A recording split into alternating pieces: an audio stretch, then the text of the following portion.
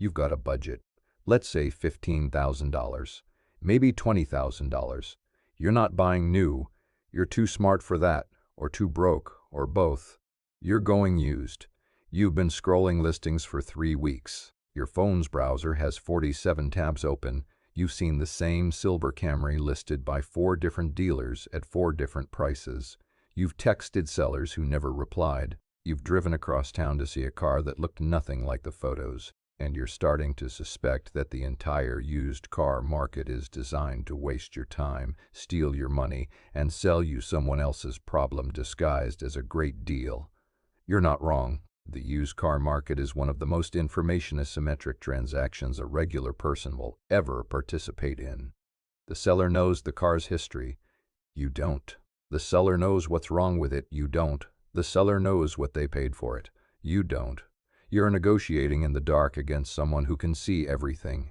And if you don't know how to level the playing field, you're going to pay too much for a car that's worth too little and spend the next 2 years bleeding money on repairs that could have been avoided. But here's the flip side. The used car market is also one of the best places to find genuine value. If you know what you're doing, a well-maintained used car at the right price is the smartest automotive purchase you can make. You skip the worst years of depreciation. You get a proven product with real-world reliability data, and you keep thousands of dollars in your pocket that would have evaporated the second a new car left the dealer lot. The game isn't rigged against you. It's just rigged in favor of people who have information. So let's get you some information. Before you can spot a bad deal, you need to understand what determines a fair deal. Used car prices aren't arbitrary. They're driven by a set of factors that interact in predictable ways.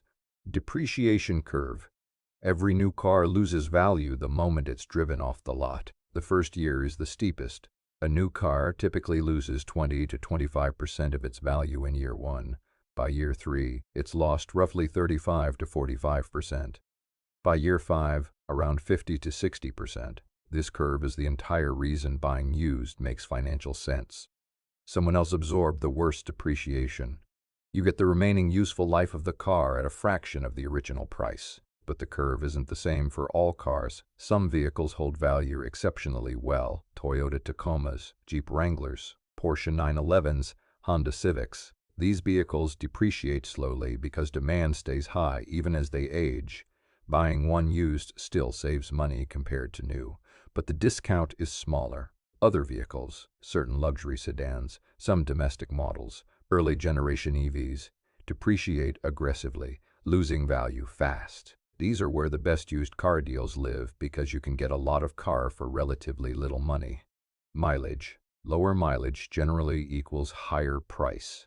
A 3-year-old car with 25,000 miles commands a premium over the same car with 60,000 miles. But mileage isn't everything. How those miles were driven matters as much as how many there are. Highway miles are gentler on a car than city miles. A car with 80,000 highway miles might be in better mechanical condition than one with 40,000 miles of stop-and-go urban driving.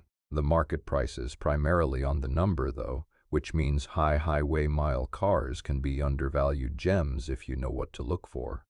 Condition. This covers everything from paint quality and interior wear to mechanical health and accident history. A car in excellent condition commands a premium. One with visible damage, heavy wear, or a checkered history sells at a discount. The gap between excellent and fair condition on the same model can be several $1,000s. Supply and demand. When a particular model is popular and inventory is low, prices rise. When inventory is high and demand is weak, prices drop. This fluctuates by region, season, and market conditions. Convertibles sell for more in spring and summer. Four-wheel drive trucks sell for more in winter and in rural areas. The pandemic-era chip shortage, which strangled new car production and pushed buyers into the used market, caused used car prices to spike to historically absurd levels. Prices have come down since then, but the experience demonstrated how dramatically supply and demand can move the used car market. Location. A rust-free car from Arizona is worth more than the same car from Minnesota, where road salt corrodes undercarriages and body panels. A truck in Texas commands different pricing than the same truck in Manhattan. Regional demand, climate, and local market conditions all influence value. The single most important tool in used car buying is the Vehicle History Report. Carfax and AutoCheck are the two major providers. These reports compile data from insurance companies, repair shops, DMV records, and other sources to create a timeline of the vehicle's life. A history report can reveal accident history, how many accidents the car has been in, the severity of the damage, and which panels were affected. It shows title history, whether the car has a clean title, a salvage title, a rebuilt title, or a flood title.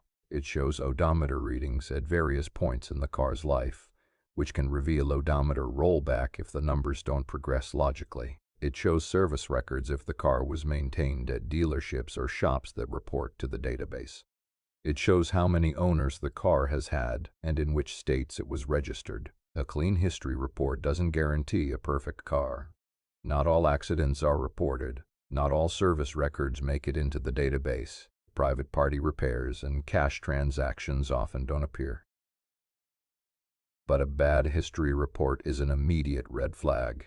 Multiple accidents, a salvage title, inconsistent odometer readings, or registration in a flood-prone state after a major hurricane.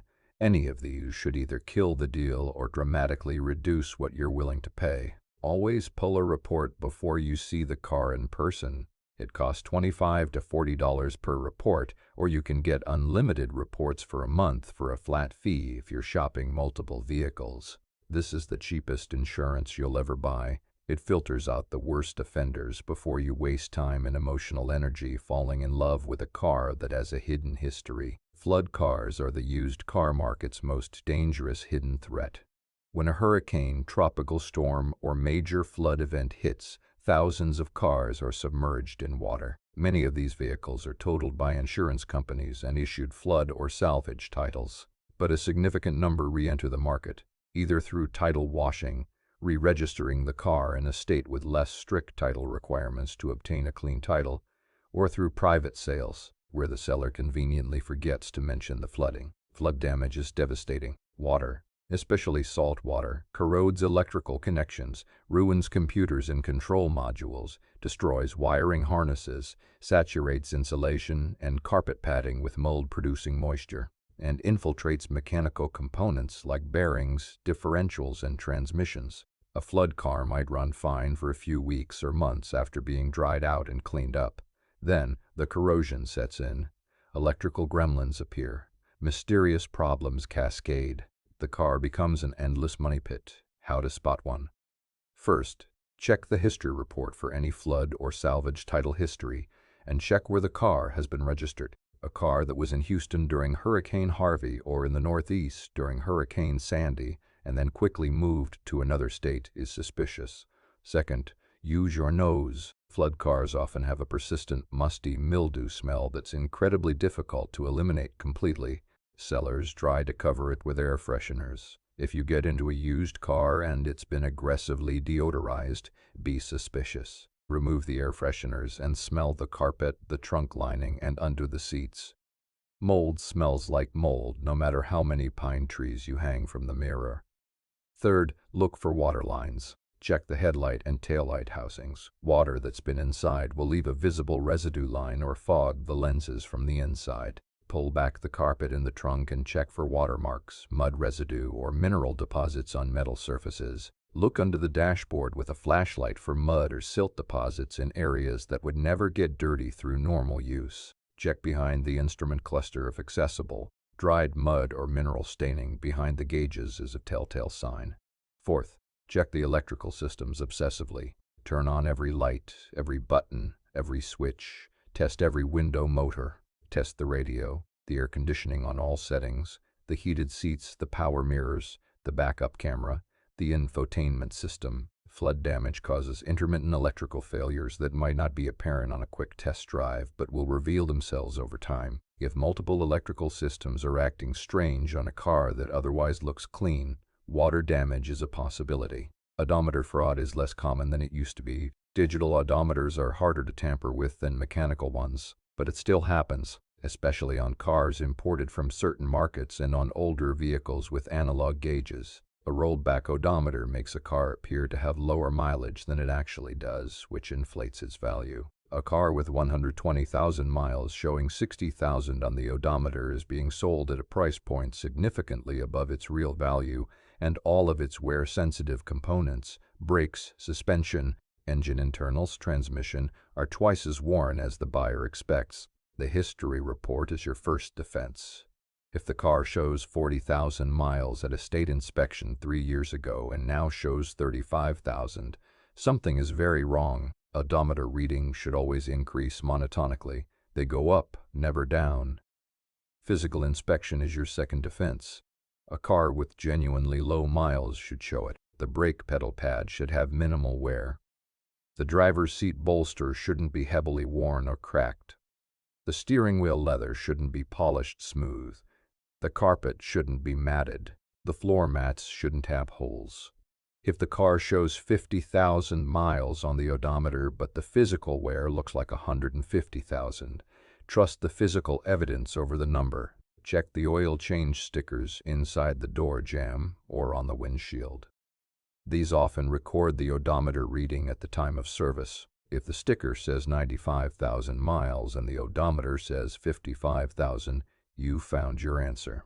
Not every accident shows up on a history report. Private cash repairs, unreported fender benders, and bodywork done at shops that don't report to databases can leave a car with significant hidden damage. Your best tool here is your eyes and a paint thickness gauge, a handheld device that measures the thickness of the paint on each panel. Factory paint has a consistent thickness across the entire car, typically 100 to 150 microns. If a panel has been repainted after bodywork, the paint will be thicker due to the additional layers of primer, base coat, and clear coat. A reading of 200, 300, or 400 plus microns on one panel, while the rest of the car reads 120, tells you that panel has been repainted. A paint thickness gauge costs about $20 to $50 for a basic model. It's one of the best investments you can make as a used car buyer. Without a gauge, you can still spot repainted panels with careful observation. Look at the car from a low angle in direct sunlight. Repainted panels often have a slightly different shade or texture compared to adjacent factory panels. Look for overspray, paint mist on trim pieces, rubber seals, or in wheel wells near a repainted area. Check panel gaps. The spaces between body panels, like the hood, fenders, doors, and trunk, should be even and consistent. If one gap is wider than the corresponding gap on the other side, the panel may have been removed and reinstalled after repair, or the underlying structure may be bent. Open and close every door, the hood, and the trunk. They should swing smoothly and latch firmly. A door that sticks, sags, or doesn't align properly with the body can indicate structural damage from a collision that was repaired but not perfectly corrected. Get underneath the car if possible.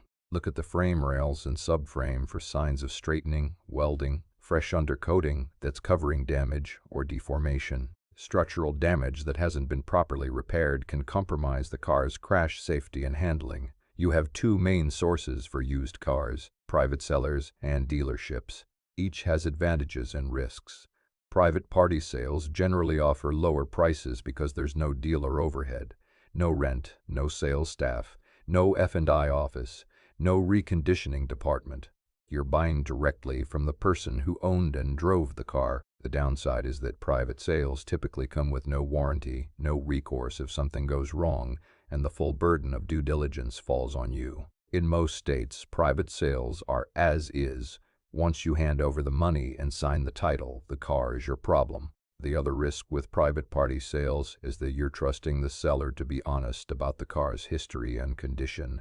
Most private sellers are decent people selling a decent car, but some are curbstoners, unlicensed dealers who buy cheap cars, do minimal cosmetic cleanup, and flip them at a profit by posing as private sellers. Curbstoners are a real problem. Red flags include a seller who has multiple cars listed, a title that was just transferred recently, they just bought it themselves, an unwillingness to meet at their home address, and a vague story about why they're selling. Dealership sales offer some structural advantages.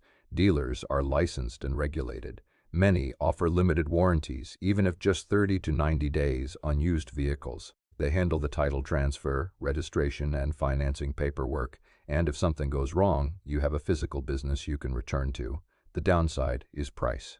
Dealers have overhead, the lot, the building, the employees, the reconditioning costs, and that overhead is built into the price. A car that a private seller lists for $14,000 might be $16,000 to $18,000 at a dealer.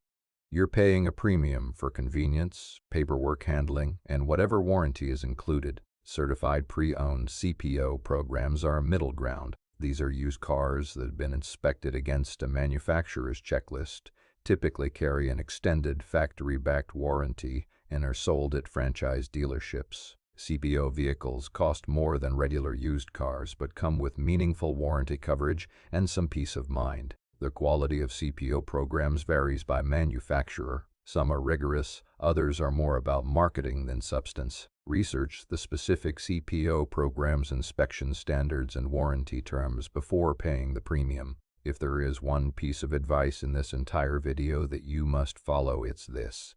Get a pre-purchase inspection on any used car before you buy it. No exceptions. Not from the seller's mechanic, not from the dealer's service department, from an independent third-party mechanic who has no financial interest in whether you buy the car or not. A pre-purchase inspection typically costs $100 to $200. The mechanic puts the car on a lift, inspects the undercarriage, checks for leaks, tests the engine compression, examines the brakes, suspension, steering, tires, exhaust, and electrical systems, scans for diagnostic trouble codes, and gives you an honest assessment of the car's mechanical condition and any upcoming maintenance needs. This inspection reveals things you cannot see on a test drive: a leaking rear main seal, worn control arm bushings, a transmission that slips under load but feels fine in a parking lot, brake rotors that are warped but only pulsate at highway speed, engine mounts that are cracked, a coolant system that's slowly losing fluid. None of these things are visible to a casual buyer. All of them cost hundreds or thousands to fix, and all of them are revealed by a $150 inspection. If the seller refuses to allow a pre-purchase inspection, walk away immediately. No legitimate seller of a sound vehicle would refuse an independent inspection. A refusal is a confession that there's something they don't want you to find. The inspection also gives you negotiating leverage. If the mechanic finds $1,500 in upcoming maintenance, worn brakes, aging tires, a belt that needs replacement, you can present that to the seller and negotiate a lower price. Your car needs $1,500 in work within the next few months. I'm adjusting my offer accordingly. That $150 inspection just saved you $1,000 or more. Most people test drive a car by driving it around the block, deciding whether they like how it feels and calling it done. That's not a test drive. That's a vibes check. A real test drive is a diagnostic procedure.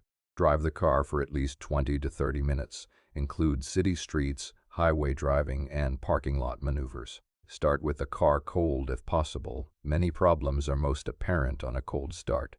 Cold start. When you first start the engine, listen for unusual noises. Ticking, knocking, rattling, or grinding on a cold start can indicate worn lifters, timing chain stretch, exhaust leaks, or other issues. A small puff of blue or white smoke from the exhaust on cold start can indicate worn valve seals, blue smoke, burning oil, or a minor head gasket seep. White smoke, coolant. A lot of smoke on startup is a red flag. Idle quality. With the engine warmed up, it should idle smoothly and quietly. Rough idle, surging RPM, or stalling can indicate vacuum leaks, fouled spark plugs, failing ignition coils, or sensor issues. These might be cheap fixes or expensive problems depending on the cause. Acceleration. Accelerate firmly from a stop and through the mid-range. The engine should pull smoothly without hesitation, stumbling, or misfiring. The transmission should shift smoothly through all gears. No harsh clunks, delayed shifts, or slipping. If the car has a CVT, acceleration should be smooth and continuous without any jerking or shuddering. Highway driving. Get the car to highway speed and hold it. Listen for wind noise, tire noise, and vibrations. A vibration at highway speed often indicates unbalanced tires or worn wheel bearings. Both are fixable, but one is cheap and one isn't. Test the brakes from highway speed. The pedal should feel firm and the car should stop straight without pulling to one side or pulsating through the pedal. Steering. The steering should be responsive and centered. If the car pulls to one side, it needs an alignment, a minor issue, or has a more serious suspension problem. Turn the wheel fully in both directions at low speed and listen for clicking or groaning. Clicking during turns can indicate worn CV joints on a front-wheel drive car. Braking. Brake firmly from various speeds. The pedal should feel progressive and firm, not spongy or mushy. A spongy pedal can mean air in the brake lines, worn brake fluid, or a failing master cylinder. Pulsation through the pedal indicates warped rotors. Squealing or grinding indicates worn pads or rotors that need replacement. Climate control. Test the air conditioning on its coldest setting. It should blow cold air within a minute or two. AC that blows lukewarm might need a simple recharge or might have a more expensive leak or compressor issue. Test the heater on maximum as well.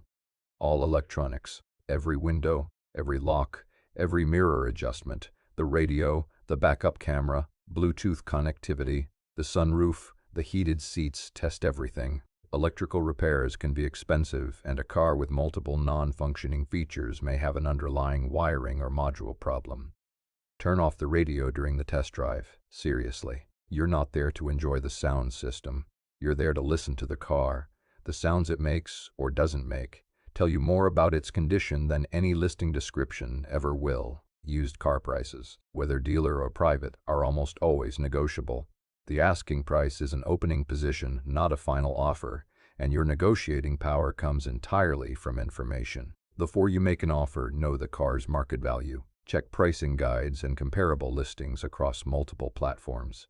Filter for similar year, mileage, trim level, and condition. This gives you a range, a floor, and a ceiling that represents what the market says the car is worth. Your offer should be below the asking price, but within a justifiable range based on your research. Coming in 30% below asking on a fairly priced car is insulting and won't be taken seriously. Coming in 10 to 15% below on a car that's slightly overpriced, with a clear explanation of your reasoning, comparable listings, upcoming maintenance found in the inspection, cosmetic issues, is reasonable and often effective. At a dealer, negotiate on the out-the-door price. The total amount you'll pay, including all fees, taxes, and charges. Dealers add documentation fees, preparation fees, and various charges that inflate the final number beyond the sticker price. Some of these are legitimate, some are negotiable, some are pure profit. Focus on the total number you're writing the check for, not the individual line items. In a private sale, the negotiation is simpler. You're just agreeing on a price with another person, but the same principle applies. Base your offer on data, present your reasoning, and be willing to walk away if the price doesn't make sense. Walking away is, as always, your most powerful tool. If the price isn't right, there are other cars. The market has inventory. The specific car you're looking at is not the only one in the world, and the emotional attachment you formed during a 30-minute test drive is working against your financial interests. Be willing to leave. Some sellers will chase you with a lower number, some won't. Either way, you made the right call. You found the car, you've inspected it, you've negotiated the price. Now close the deal properly, because sloppy paperwork can create expensive problems. Title. The seller must provide a clear title in their name.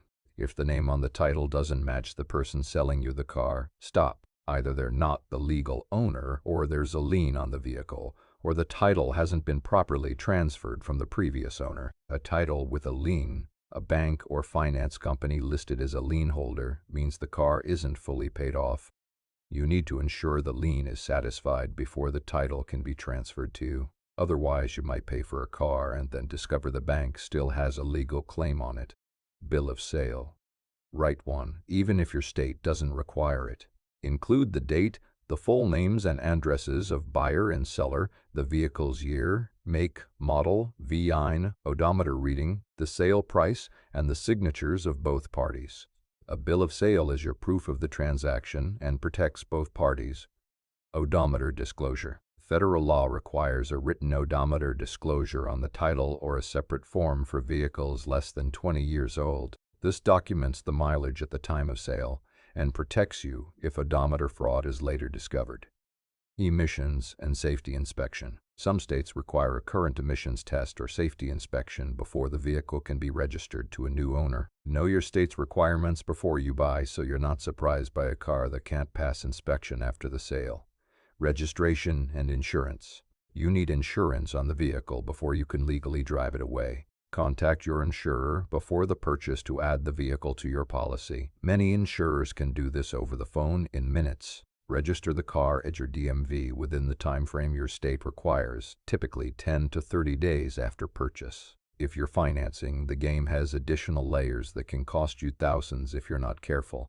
Interest rates are higher on used cars. Lenders charge more interest on used vehicle loans because the collateral, the car itself, is older, worth less, and depreciates faster. While a new car might get you 4 to 6% APR with good credit, a used car might be 6 to 10% or higher depending on the age of the vehicle and your credit score. Some lenders won't finance vehicles older than a certain year or above a certain mileage threshold. Get pre-approved before you shop. Just like buying new, getting pre-approved for a used car loan from your bank or credit union gives you a known rate and payment amount before you set foot on a lot or meet a private seller. It protects you from dealer financing markups, where the dealer secures a loan at one rate and presents you a higher rate, pocketing the difference. It also prevents you from shopping based on emotion instead of budget. When you know your maximum loan amount and monthly payment before you start looking, you don't fall in love with a car you can't afford. Avoid long loan terms on used cars. This is critical. A 72-month loan on a 5-year-old car means you're still paying for the car when it's 11 years old. The car's value is dropping while your loan balance is barely moving. You end up deeply underwater, owing more than the car is worth. For most of the loan term, if you need to sell the car or it gets totaled, you'll owe more than you get back. Keep used car loans to 48 months or shorter if possible. If you can't afford the monthly payment at 48 months, the car is too expensive for your budget. That's not a failure. It's math protecting you from a bad decision.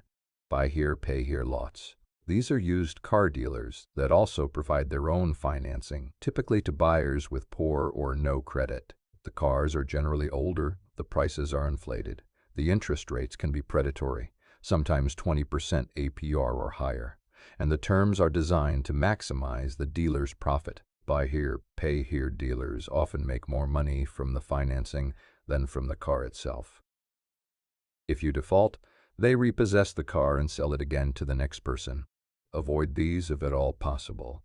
If your credit is poor, work on improving it before taking on a high-interest used car loan that'll cost you twice the car's value by the time you pay it off. Not all used cars are created equal in terms of value. There's a specific zone in the market where the math works best for the buyer, and knowing where that zone is saves you money without sacrificing quality. The sweet spot for most used car buyers is a vehicle that's 3 to 5 years old with 30,000 to 60,000 miles. Here's why this range is optimal. At 3 to 5 years old, the car has already absorbed the steepest part of the depreciation curve, that brutal first-year drop and the continued decline through years 2 and 3. You're buying the car at 40 to 55% of its original MSRP while getting a vehicle that still has the majority of its useful life ahead of it. At 30,000 to 60,000 miles, the car is well within the reliable range for virtually any modern vehicle. Most major components, engine, transmission, suspension, are designed to last well over 100,000 miles with basic maintenance. A car with 40,000 miles has used maybe a third of its expected lifespan. This age and mileage range also often falls within or just outside the original factory warranty. Some CPO programs extend coverage to these vehicles, and even out of warranty, a 3 to 5 year old car is recent enough that parts are readily available, repair information is well documented, and common issues are already known and cataloged by owner communities online. Under 3 years old and you're paying close to new car pricing for only a small depreciation advantage. Over 7 years old and you're entering the territory where age-related maintenance, timing belts, water pumps, suspension bushings, seals, starts adding up. The 3 to 5 year window balances price, remaining lifespan, and expected maintenance cost better than any other segment of the market. Within that window, target models with strong reliability reputations. Toyota, Honda, and Mazda consistently rank at the top of long-term reliability studies. Certain models from Hyundai, Kia, and Subaru also perform well. A 3-year-old Camry with 35,000 miles is one of the safest bets in the used car market. It'll likely run for another decade with basic maintenance. That's the kind of value that makes used car buying genuinely smart rather than just cheap. Used car prices are driven by depreciation curve, mileage, condition, supply and demand, and location. A vehicle history report is your first filter. Pull one before you see the car. Flood cars hide moisture, mold, and electrical corrosion behind cosmetic cleanup. Smell the interior, check for water lines, test every electrical system. Odometer rollback shows lower miles than reality. Check history reports, service stickers, and physical wear against the odometer reading. Hidden accident damage reveals itself through paint thickness, panel gaps, overspray, and structural irregularities. Private sales are cheaper but riskier. Watch for curbstoners. Dealer sales cost more but offer structure and recourse. A pre-purchase inspection by an independent mechanic is the single most important step. Never skip it. The test drive is a diagnostic procedure, not a vibes check. Test cold start, acceleration, braking, steering, and every electronic feature. Negotiate based on data, not emotion. Know the market value, present your findings, and be willing to walk away. Close the deal with clean paperwork, clear title, bill of sale, odometer disclosure, and proper registration. The used car market isn't inherently a scam. It's a marketplace with severe information asymmetry. The seller knows more than you, and that imbalance is where bad deals happen. Your job is to close that gap. Pull the history report, inspect the car, get a professional to look at it, research the market value, test every system, negotiate from knowledge, not hope. The best used car deals aren't found, they're verified. The deal isn't the car that looks good in photos and has a nice description. The deal is the car that survives every level of scrutiny. The history report, the visual inspection, the professional inspection, the test drive, and the market comparison, and still makes financial sense. That car exists. It's out there. You just have to be patient enough and informed enough to find it, instead of settling for the first one that looks good on your phone. If this video just saved you from buying someone else's nightmare, or gave you the confidence to finally pull the trigger on a used car, hit like. Drop the car you're currently shopping for in the comments so we can crowdsource whether it's a good idea, and subscribe so you stop making 5-figure financial decisions based on Craigslist photos and a prayer. Later.